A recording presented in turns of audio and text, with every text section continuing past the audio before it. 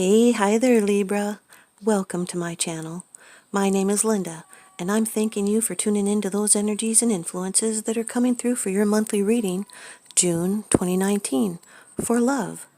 Libra, Sun, Moon, and Rising, this is a predictive, condensed general reading, so please only take those portions that resonate with you. Cross-watcher energies are interchangeable, and I invite you to subscribe, like, comment, and share. It really helps me out a lot, and it helps to bring your vibrations into those future readings. I also send my intentions out for my community and my viewers. Please remember to check out that description box below. There is a free birth chart calculator at the bottom. Thanks, you guys. And after the reading is a take note moment. Okay, Libra, off camera I've done a protective blessing. I've shuffled and meditated over these cards, just for you. Your first card, it's the general atmosphere. It's the background and the basis of the matter. Number 14 of the Major Arcana in the Rider-Waite deck, Temperance. This could be a Sagittarius, Sun, Moon, or Rising. Could be you if you have Sagittarius in your chart prominently. This card represents adjustments and compromise and having to have patience. There's inner calm and tranquility. It's adapting and tempering. And coordination. It's using self-control. It's working in harmony with others. It's compromise instead of battle. It's never going to one extreme or the other, and having control over your own life and what you have imagined will come to pass. This is successful combinations being achieved. It's the vision of the new life that comes after death. It's the ability to combine different elements in life, such as work and pleasure, love and sex, feelings and action, openness and confidence. This indicates victory over doubts and rigidities, and advises a cautious attitude. So be moderate and take the middle way. You're adapting to situations with a clear mind and calm. This is being balanced in love. It's feeling content, and there's harmonious relationships. It's moderation in all things and a caution to have patience, which may be difficult. This circumstance of your situation is going to teach you to wait calmly, even when it seems like nothing is happening. But it is happening, you just can't see it. It's something that you've already set into motion, and now you just have to wait for things to play out. Your second card, and this is the energy that's crossing over your path. The Ace of Cups, Libra. This is water energy. Cups are also called hearts and chalices. Water energy represents love and happiness. It's a symbol of the unconscious mind, instincts, emotions, and pleasure. This is the beginning of a great love. It's joy and contentment. It's productiveness and fertility. It's beauty and pleasure. It's a reminder that when the mind is filled with the Spirit will fill the material cup to overflowing. It's a great joy or reward gained from a loving relationship. It's something new that could be developing in a relationship, or some sort of good news coming, which brings healing. The cups are connected with water, the element governing feelings and emotions, so the Ace of Cups means the purest aspect of emotional energy. Love, marriage, motherhood, a new beginning, a new love, or a one-on-one relationship of any kind. Could be the birth of a child or an idea. It's a fertile time for creative growth. It's the consummation of something hoped for, the gift of life. Your third card, and this is how it affects you. It's your attitude. Number 20 of the Major Arcana in the Rider-Waite deck, Judgment. This could be a Scorpio, Sun, Moon, or Rising. This is a spiritual awakening and beginnings.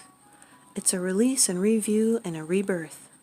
There's new purpose and new plans, and now delays can be conquered by the development of the Spirit. This is an awakening and a renewal, and legal judgments are going to be in your favor. This is a change in the personal consciousness, which is now on the verge of blending with the universal. This is coming to terms with yourself, going down to rise up, a very special moment in life. It's a change in life in a very important way. It's rising up and seeking new possibilities. And now there's a second chance.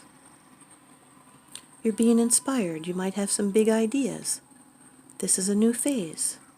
You may be deeply inspired or uplifted, feeling reborn or summoned to a higher awareness, feeling redeemed, being on the same wavelength with others, being a motivator. You could be awakening to your purpose, or experiencing a breakthrough, or getting a second lease on life. It's leaving the past behind and thinking out of the box, and uniting in a common goal, rallying others. An end of an old way of life, a cycle that is finished. It's time to seek a new direction and to make adjustments that reflect who you truly are. This card symbolizes regeneration and rebirth after a period of confusion and confinement. You may have felt dead in your old life, and now you have the unique opportunity to enliven yourself and your environment by making the appropriate changes. It's a time of freedom to be yourself, and you are now ready to step into a new phase of your maturing process. You're letting things grow at a steady pace without hurrying. You may get important news that will prove beneficial, or you may acquire new knowledge that will bring you joy and a sense of fulfillment.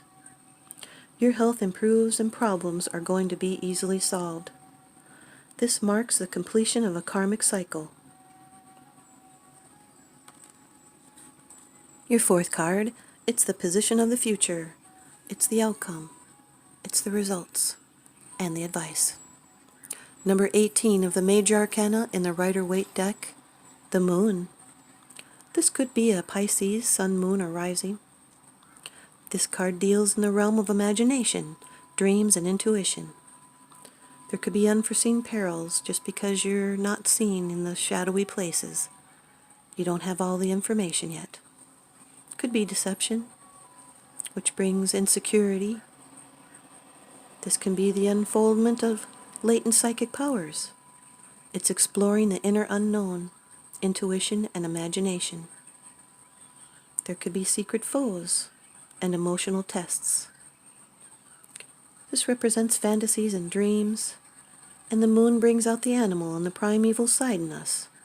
Very deep fears we can never name, for they come from within ourselves. Such fears never entirely surface and will always sink back again. But if we accept this strange side of us, the moon will calm as well as arouse. These are fears and anxieties, but also fantasies, and even psychic talent.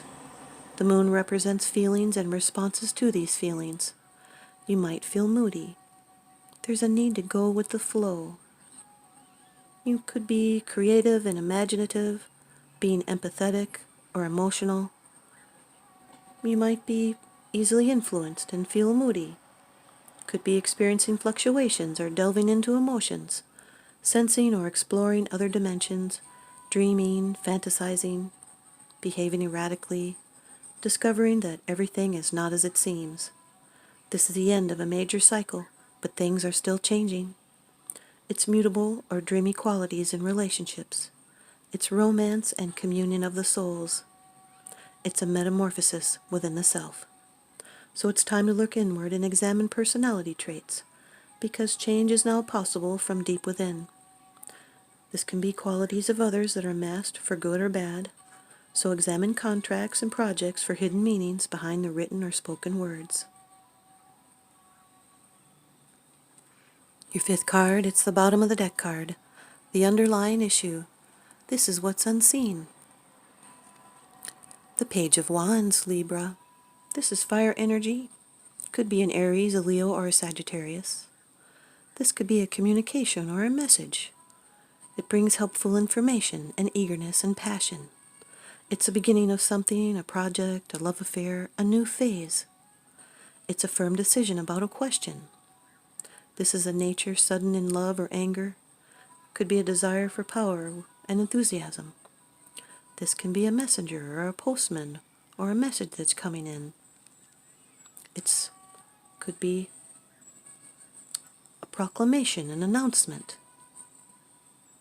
This is a message of importance to your current project or situation, It usually affects work, although it can be of a social nature, and the information is positive. This is someone standing at the threshold of a newly inspired direction, and we feel the page's influence when we're drawn to something that could accelerate our personal growth and enable us to be and express more of who we are. This is the Fool's little brother. You might be intrigued, or being hopeful and inspired. You're being trustworthy and a beginner. You could be embarking on self-development, sensing your potential for creative or spiritual expansion, and pursuing adventure. Here's your advice from the Oracle deck, The Sacred Traveler, by Denise Lynn. Libra, you've got navigating by the stars, and follow your bliss. Libra, trust your gut. Have faith that a higher power is directing your life. Believe. Allow your life decisions to be dictated by what opens your heart and by what brings you joy. Relax. Be patient. Follow your bliss. Your life is divinely guided. All is going according to a wonderful plan for your life. Be confident that all is well. This is a very synchronistic reading.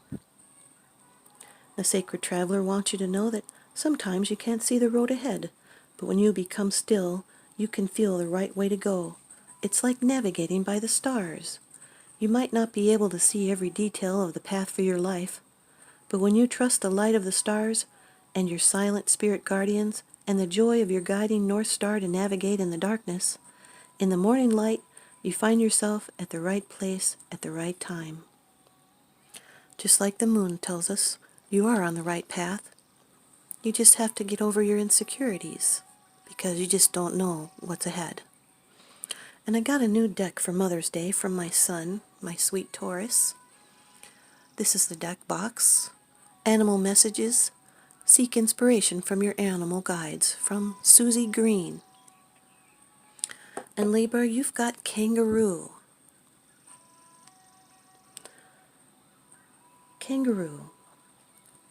Libra, as events take on their own momentum, you take a true leap forward. Kangaroo burns energy quickly, but when she first begins to hop. But once her rhythm is set, she bounds tirelessly under a warm sun. It is time to banish obstacles, be they fears which lurk in the dark hidden recesses of your mind, or more tangible problems. They may seem insurmountable, but Kangaroo knows that after you take that first leap forward, events will take on their own momentum, and you, like Kangaroo, who cannot move backwards, will have no option but to go forward, your burdens falling behind you.